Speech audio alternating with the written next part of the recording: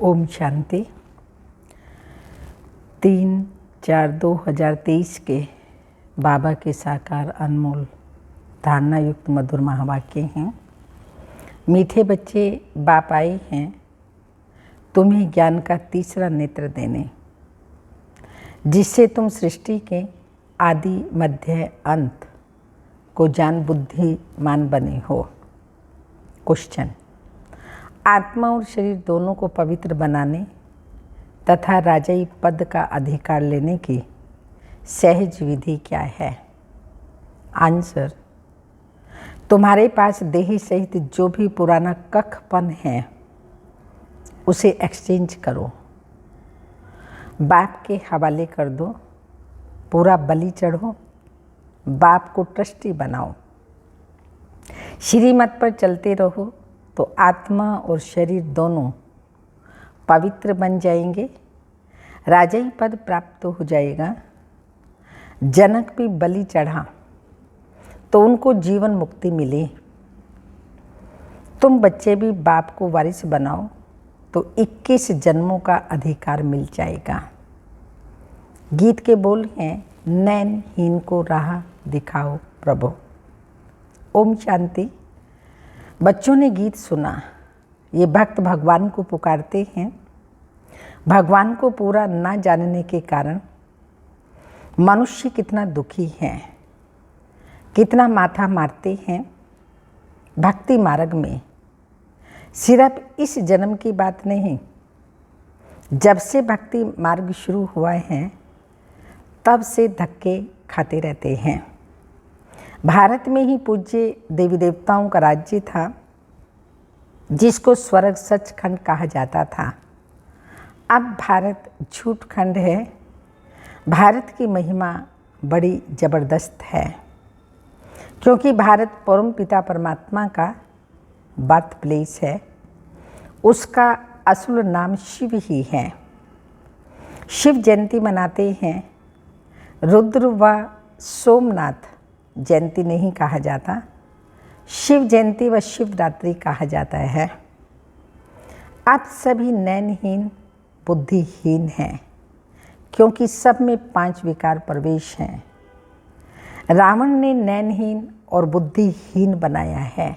ज्ञान का तीसरा नेत्र नहीं है और बुद्धि जो दिव्य थी, पवित्र थी, वो बुद्धि नहीं रही, तो बुद्धि आसुरी बुद्धि, तुच्छ बुद्धि बन गई। इसलिए बाप दादा कह रहे हैं, बुद्धिहीन किसने बनाया? माया ने। एक दो को दुख देते रहते हैं। भारत जब स्वर्ग था तो दुख का नाम ही नहीं था। स्वर्ग की स्थापना करने वाला हेवनली गॉडफादर, अभी सब भक्तों का भगवान, तो जरूर एक ही होना चाहिए ना। सभी नैनहीन हैं, अर्थात ज्ञान के चक्षु डिवाइन इनसाइड नहीं हैं। भगवानो वाच्य। मैं तुमको राजयोग सिखलाता हूँ। श्रीमद् भगवत गीता है मुख्य। श्री अर्थात श्रेष्ठ मत से अब तुमको बुद्धिवान बनाया जाता है।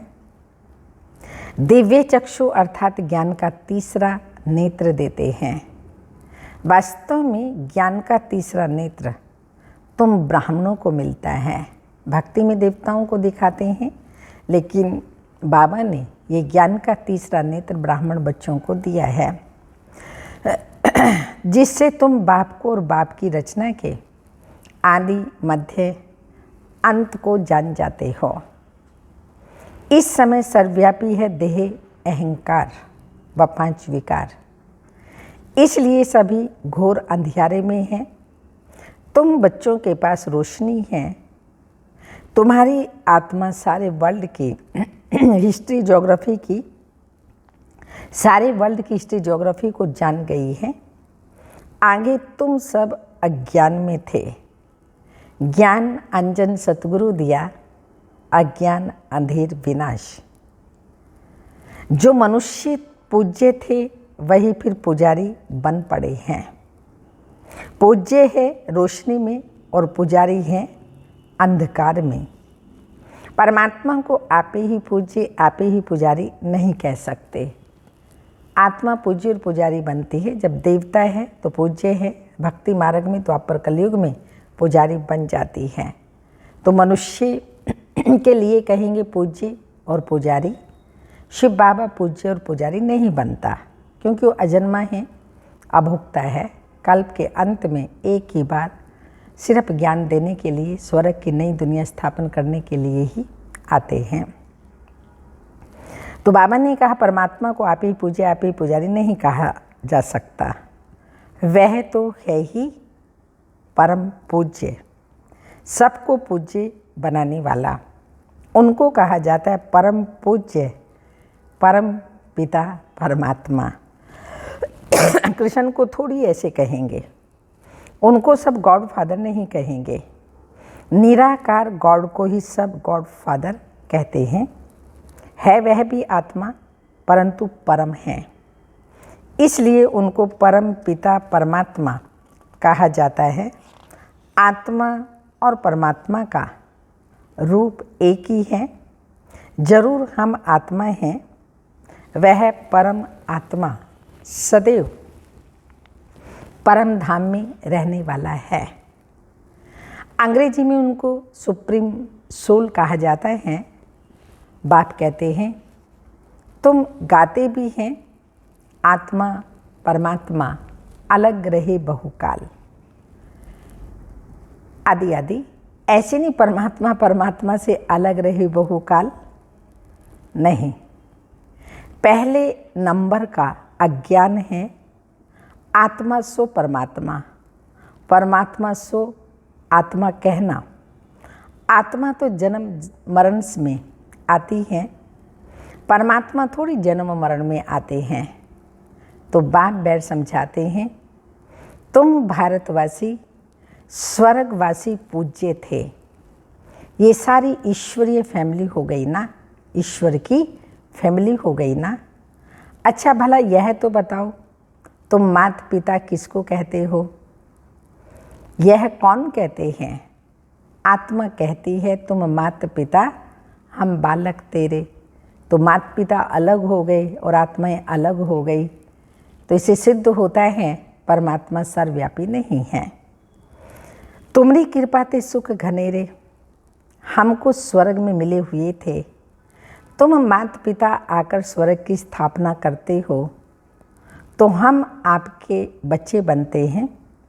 तो बाप कहते हैं मैं संगम पर ही आकर राजयोग सिखलाता हूँ नई दुनिया के लिए। तो बाप आकर समझाते हैं तुम मुझे भूल गए हो। मेरी तो शिव जयंती भी भारत में मनाते हो ना। गाया भी जाता है शिवरात्रि। कौन सी रात्रि? यह ब्रह्मा की बेहद की रात है।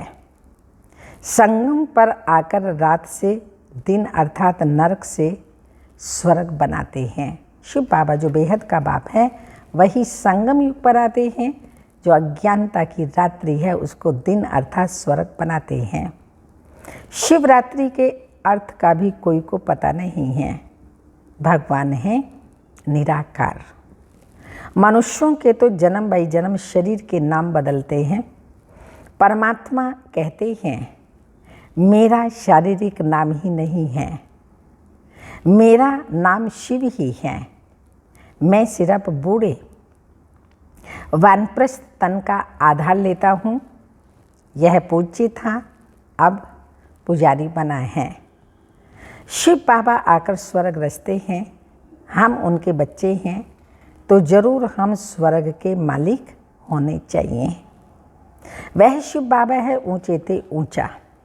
ब्रह्मा विष्णु शंकर का पार्ट अपना अपना है। हर एक एक्टर का पार्ट अपना है।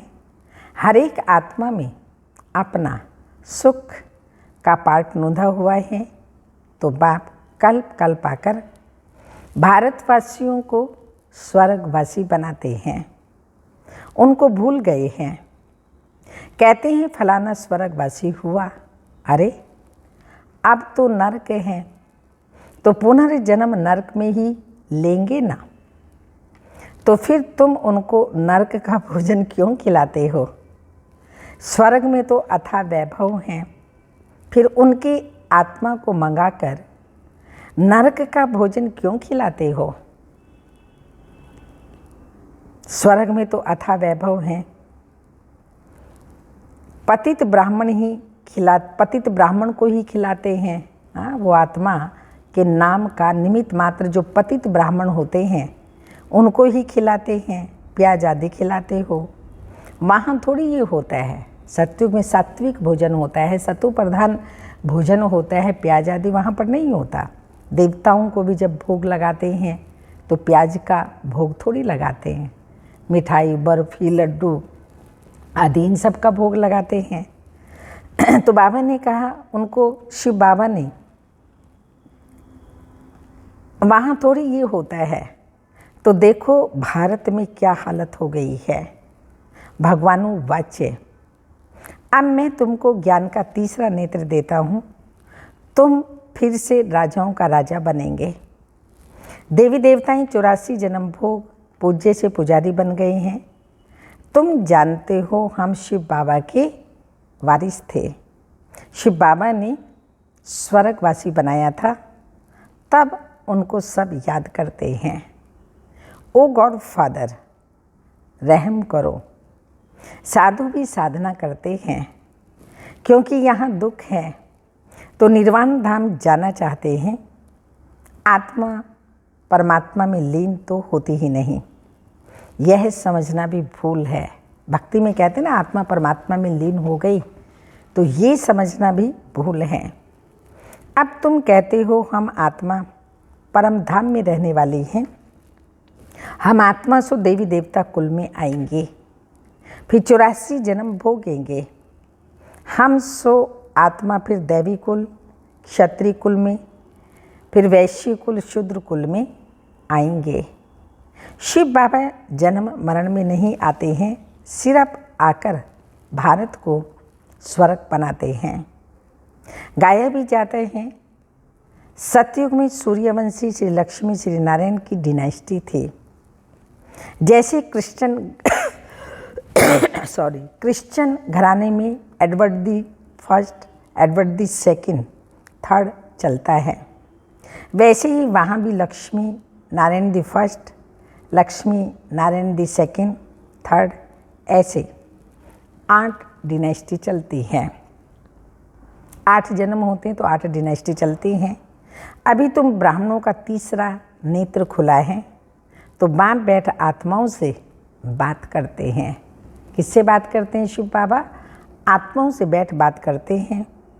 तुम ऐसे 84 का चक्र लगाकर इतनी जन्म लेते आई हो। वर्णों का भी एक चित्र बनाते हैं, जिनमें देवता, क्षत्रिय, वैश्य, शूद्र बनाते हैं। अब तुम जानते हो हम सो ब्राह्मण चोटी हैं। इस संगम पर हम ईश्वरीय संप्रदाय प्रैक्टिकल में हैं। परमात्म पालना में पढ़ रहे हैं, परमात्म पढ़ाई पढ़ रहे हैं, गॉड फादरली स्टूडेंट हैं। परमात्मा जो सतगुरु है, रोज़ हम बच्चों को वरदान देते हैं, तो उन वरदानों से भी पल रहे हैं। तो प्रैक्टिकल में शिव बाबा अब हमारा बाप, टीचर, सतगुरु तीनों हैं। इस समय राजयोग और ज्ञान से हमको सुख घनेरे मिलते हैं। कोई तो सूर्यवंशी राजा रानी का वर्षा लेते और कोई चंद्रवंशी का। सारी किंगडम स्थापन हो रही है, ये राजधानी स्थापन हो रही है, और राजधानी में महाराजा, राजा, साहूकार, प्रजा, दास, दासियाँ, रॉयल फैमिली सब चाहिए। तो किंगडम स्थापन हो रही है। हर एक अपने पुरुषार्थ से वह पद पाएंगे। कोई अगर पूछे अभी पढ़ते पढ़ते हमारा शरीर छूट जाए तो क्या पद मिलेगा, तो बाबा बतला सकते हैं। योग से ही आयु बढ़ती है, विकर्म विनाश होंगे, और कोई उपाय पतित से पावन बनने का नहीं है। पतित पावन कहने से ही भगवान याद आता है। भगवान है कौन यह नहीं जानते। बाप कहते मैं आता ही हूँ भारत में, यह मेरा बर्थ प्लेस है। सोमनाथ का मंदिर कितना आलीशान था, यह बाप ही बच्चों को समझाते हैं, जिसके फिर बाद में शास्त्र बनते हैं। भक्ति मार्ग में ही यह यादगार बनना शुरू होते हैं। जब पुजारी बनते हैं तो पहले पहले सोमनाथ का मंदिर बनाते हैं। भारत तो सतयुग त्रेता में बहुत साहूकार था, मंदिरों में अथाह धन था। भारत हीरे तुल्य था, अब तो कंगाल कोड़ी तुल्य है। फिर बाप आकर भारत को हीरे तुल्य बनाते हैं। साना झाड़ जर्जरीभूत अवस्था को पाया हुआ है तो बाप कहते हैं अपनी शक्ल तो देखो। हाँ, ऐसी अवस्था हो गई जर्जरीभूत, अपनी शक्ल तो देखो। लक्ष्मी नारायण को वरने के लायक हो। नारद की कहानी है ना, पतित आत्मा पवित्र लक्ष्मी अथवा नारायण को कैसे वर सकेगी। विकार में गए फिर पासपोर्ट कैंसिल हो जाता है। अपने आप को देखा जाता है। हम ऐसा पुरुषार्थ करते हैं जो बाबा मम्मा के गद्दी नशीन बन सकें। यह है ही पतित दुनिया। पवित्रता मुख्य है। अब तो no health, no wealth, no happiness. यह ऋण के पानी मिसल राज्य है। इस पर ही दुर्योधन की कहानी शास्त्रों में है। द्रौपदी दुर्योधन की कहानी है ना। दुर्योधन विकारी को कहा जाता है, द्रौपदी कहती है हमारी लाज रखो। यह द्रौपदियाँ ही है ना। बात कितना अच्छी रीति समझाते हैं। जितना बुद्धि योग पूरा लगा हुआ होगा तो धारणा भी होगी। नॉलेज ब्रह्मचर्य में ही पढ़ी जाती है। बाप कहते हैं गृहस्थ व्यवहार में रहते कमल फूल समान रहना है। दोनों तरफ निभाना है। मरना भी जरूर है। मरने समय मनुष्यों को मंत्र देते हैं। बाप कहते हैं तुम सब मरने वाले हो। मैं कालों का काल सबको वापस ले जाने के लिए आया हूँ। तो खुशी होनी चाहिए ना। फिर जो अच्छी रीति पढ़ेंगे वह स्वर्ग के मालिक बनेंगे। नहीं पढ़ेंगे तो प्रजापद पाएंगे। यहाँ तुम आए हो राज्य पद पाने। ये पढ़ाई है। इसमें अंधश्रद्धा की बात ही नहीं है। ये पढ़ाई है राजाई के लिए। जैसे उस पढ़ाई में ऑब्जेक्ट है, बैरिस्टर बनेगा तो योग जरूर पढ़ाने वाले टीचर से रखना पड़े। यहाँ तुमको भगवान पढ़ाते हैं तो उनसे योग लगाना है। तो बाप कहते हैं मैं परम धाम बहुत दूर दूर से आता हूँ। परम धाम कितना ऊंच है, सूक्ष्म तन से भी ऊंच है। वहाँ से आने में मुझे, हाँ, इतना ऊंचे से ऊंचा परम धाम, वहाँ से आने में बाबा कहते हैं मुझे 1 सेकंड लगता है। उनसे तीखा और कुछ नहीं हो सकता। सेकंड में जीवन मुक्ति देता हूँ। जनक का मिसाल है ना। अभी तो नरक पुरानी दुनियाएं हैं, नई दुनिया स्वर्ग को कहा जाता है। बाप नरक का विनाश कराए स्वर्ग की स्थापना कराते हैं। बाकी उनको सर्वव्यापी कहने से क्या मिलेगा? कुछ भी नहीं। बाप तो आकर स्वर्ग का मालिक बनाते हैं। बाकी सभी आत्माएं शांति धाम चली जाएंगी। आत्मा अमर है, उसको पार्ट भी अमर मिला हुआ है। फिर आत्मा छोटी बड़ी कैसे हो सकती है? आत्मा ही स्टार है, बड़ी छोटी हो न सके। अब तुम हो God fatherly student. God father knowledgeful blissful हैं, वह तुमको पढ़ा रहे हैं। तुम जानते हो इस पढ़ाई से हम सो देवी देवता बनेंगे। तुम भारत की सेवा कर रही हो, पहले पहले तो बाप का बनना है।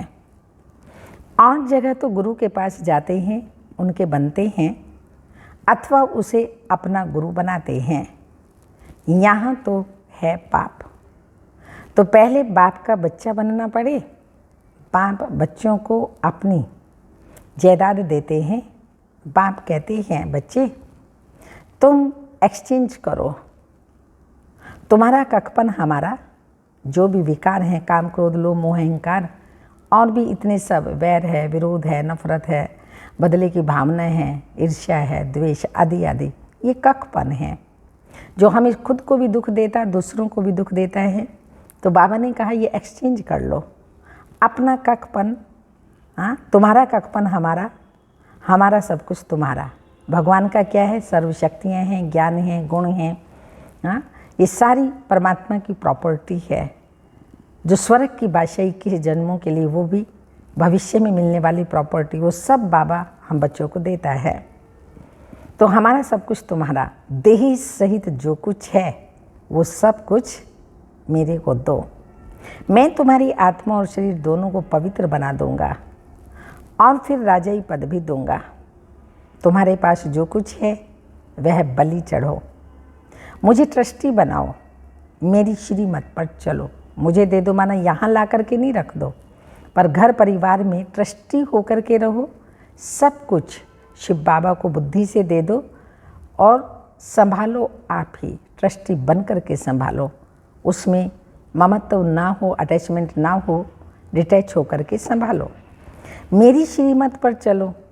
जनक राज्य भाग्य सहित बलि चढ़ा तो उनको जीवन मुक्ति मिली। बाबा ये सभी कुछ आपका है। बाप कहते हैं मुझे वारिस बनाओ। मैं 21 जन्म तुमको वारिस बनाता हूँ, सिर्फ मेरी मत पर चलो। भल धंधा करो, विलायत जाओ, कुछ भी करो, सिर्फ मेरी मत पर चलो। खबरदार रहना, माया घड़ी घड़ी पिछाड़ेगी। विकर्म कोई नहीं करना, कदम कदम श्रीमत पर चलना, तो तुम श्रेष्ठ बनेंगे। बाप तो दाता हैं, सिर्फ तुमको ट्रस्टी बनाते हैं। कहते भी हो यह बच्चे धन आदि सब भगवान का दिया हुआ है।